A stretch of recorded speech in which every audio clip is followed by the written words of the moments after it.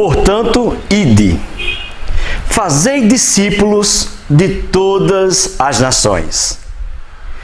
Mateus capítulo 28, verso 19, a parte A. A paz do Senhor Jesus para todos. Queridos, hoje estamos iniciando uma série onde estaremos falando sobre discípulos fazendo discípulos. Trataremos sobre esse assunto em alguns episódios desta série. Para tanto, eu lhe convido a estar conosco para juntos entendermos melhor sobre o processo do discipulado diário, ensinado por Jesus nas Santas Escrituras.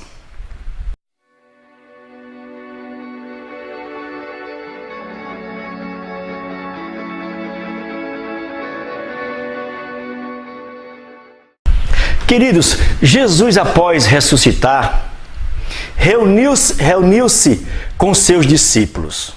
Ele falou-lhes dizendo: é-me dado todo o poder no céu e na terra. E após essa declaração, ele diz ainda: portanto, ide, fazei discípulos. Quando ele, antes de dar a ordem para que os seus discípulos vão às nações fazerem discípulos, e ele diz que todo o poder é lhe dado no céu e na terra, ele estava dizendo que quem estava dando a ordem para eles ir às nações era alguém que tinha poder para se responsabilizar e que cuidaria, supriria todas as necessidades materiais e espirituais de cada um deles. Ele estava transmitindo a mensagem que tinha todo o poder para produzir confiança nos discípulos. Observem bem que antes de ele dizer ide às nações, ele disse: é-me dado todo o poder no céu e na terra. Ele estava querendo produzir confiança, segurança, tirar o temor do coração de cada um deles. Tirar a dúvida do coração de cada um deles.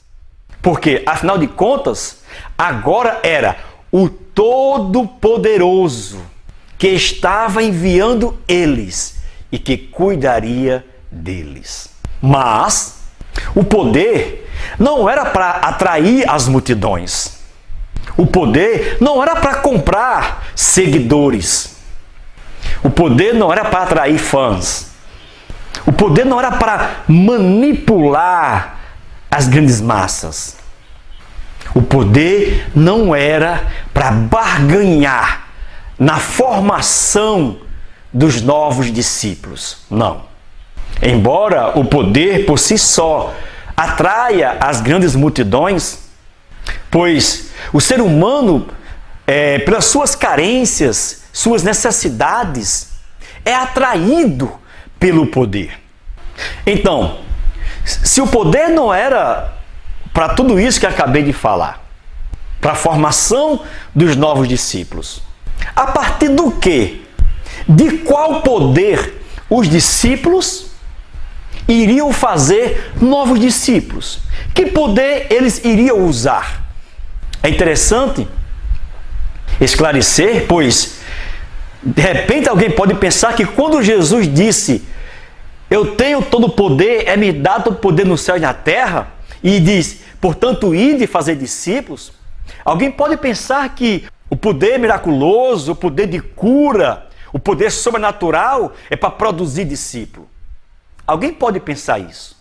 Mas é bom que tire essa ideia que o poder é para manipular, para produzir, para atrair seguidores, discípulos, fãs. Não. O poder era para cuidar dos discípulos que iriam fazer discípulos. A mensagem do poder era para produzir segurança, confiança naqueles que estavam com a missão de ir fazer discípulo. E o poder que eles usariam para fazer novos discípulos está no versículo seguinte.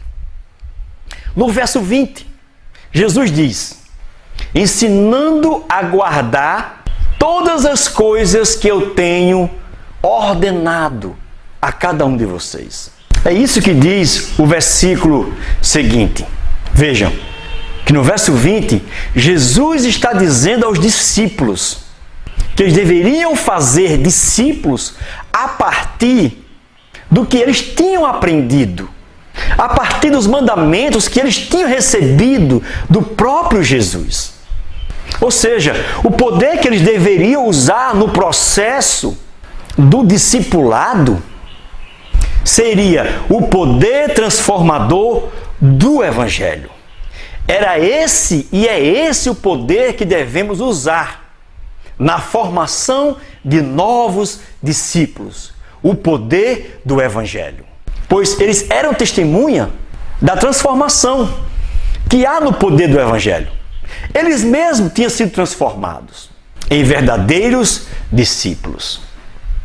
E agora eram enviados a discípulos fazendo discípulos. O discipulado eficaz está em ser um verdadeiro discípulo. Lembrando que não estamos falando do discipulado de um dia na semana, do discipulado com 12 lições, com um professor, ensinando doutrinas e etc. Estamos falando e iremos falar sobre o discipulado diário, que envolve não apenas um professor, eu, mas cada um de nós que fomos transformados, que tivemos a vida mudada, transformadas. E hoje temos a tarefa, como discípulos, fazer outros discípulos. Todos os dias, no lar, na rua, na escola, no trabalho, nas nações. Mas, já que estamos falando desde já há um bom tempo sobre discípulo, o que é ser discípulo? O significado básico e simples de discípulo é quem recebe ensino, instruções de outra pessoa. É quem segue as ideias e absorve no seu íntimo, na sua mente, no seu coração, todos os ensinamentos do seu novo Senhor e procura colocar em prática tudo que aprendeu e que está aprendendo com seu novo Senhor, com seu grupo que agora está seguindo.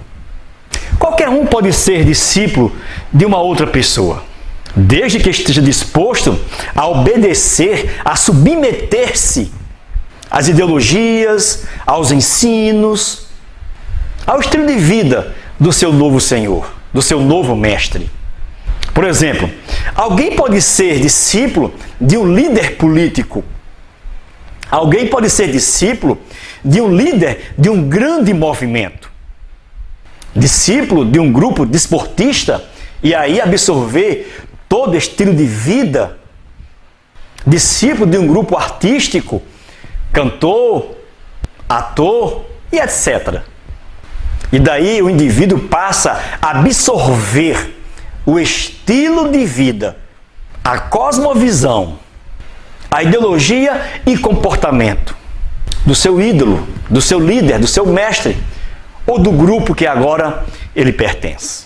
E às vezes há casos que pessoas levam tão a sério o caminho, absorvem tanto as ideias, a doutrina, os ensinos do seu mestre, que absorve até os trejeitos, modo de falar, de se vestir, de pentear-se, mas aí já sai para o extremo, deixa de ser discípulo para ser um seguidor fanático. E não é esse o objetivo do discipulado de Jesus Cristo, tornar pessoas fanáticas. Mas há pessoas que absorvem tanto que passam a viver da mesma forma, vestimentas, timbre de voz, cabelo e etc. Você já deve ter ouvido alguém dizer: fulano é discípulo de Cicrano. Pois bem, é porque ele é um seguidor de Cicrano. O seu comportamento, o seu estilo de vida, o seu modo de falar, de pensar, agora o denuncia como seguidor daquele caminho, daquele novo caminho que ele aderiu. Essa afirmativa de que fulano é discípulo de Cicrano é justamente baseada no comportamento, na forma de viver, de pensar e de agir. Queridos, esse é o conceito simples e básico do que seja ser discípulo. Bem, esse simples conceito também se aplica quando falamos sobre ser discípulo de Jesus. Ser discípulo de Jesus é converter-se aos seus ensinos, converter-se ao seu estilo de vida simples, santo, converter-se ao modo de pensar, como disse Paulo, que agora devemos ter a mente de Cristo. Ser discípulo de Jesus é converter-se à cosmovisão de Cristo, é converter-se à ideologia de Cristo, é converter-se à causa de Cristo. Ser discípulo de Jesus, queridos, não é simplesmente ser pregador, ser cantor, pertencer a uma religião, fazer parte de uma denominação, andar com a Bíblia e etc. Posso fazer tudo isso sem ser discípulo de Jesus. Não estou negando a importância que há em tudo que acabei de falar. Ser pregador, cantor, pertencer a uma religião, a uma denominação, andar com a Bíblia, conhecer de capa a capa. Não estou tirando o valor, a importância que há nisso. Estou apenas dizendo que o simples fato de pregar, cantar e pertencer a uma religião, denominação, ser teólogo, conhecendo a Bíblia na sua profundidade, estou dizendo que o simples fato de tudo isso não torna ninguém em um discípulo de Jesus. Todo discípulo genuíno de Jesus, todo discípulo, ele irá pregar, irá louvar, cantar, irá sim pertencer a uma denominação, irá conhecer a Bíblia, ler a Bíblia e aprender com ela, com certeza. Mas ser discípulo de Jesus é quando absorvemos a palavra de Cristo, é quando nos convertemos aos ensinos, ao caminho de Cristo. E essa aceitação, essa conversão é de todo entendimento, com todo o coração. Aí sim, passemos a ser verdadeiros discípulos de Jesus. Isso por estarmos em sua palavra. Em João, no capítulo 8, no verso 31, Jesus falava para os judeus que criam nele. Eu vou repetir. João 8 e 31. Jesus dizia para os judeus que criam nele, que agora estava seguindo a Cristo. Judeus que conheciam a lei. Judeus que observavam todas as cerimônias religiosas da sua religião. Judeus que, no próprio contexto de João 8, chamavam Abraão de pai.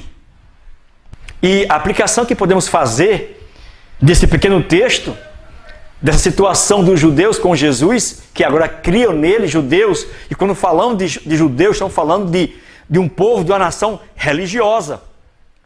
A aplicação que podemos fazer é a seguinte: alguém pode conhecer a Bíblia de capa a capa, conhecer a lei de capa a capa, assim como o judeu. E esse mesmo alguém pode apresentar um cartão de 30, 40, 50 anos de membro da igreja. Esse alguém pode até dizer: eu vi a fundação da minha denominação, da minha igreja, da minha religião, eu vi os fundamentos.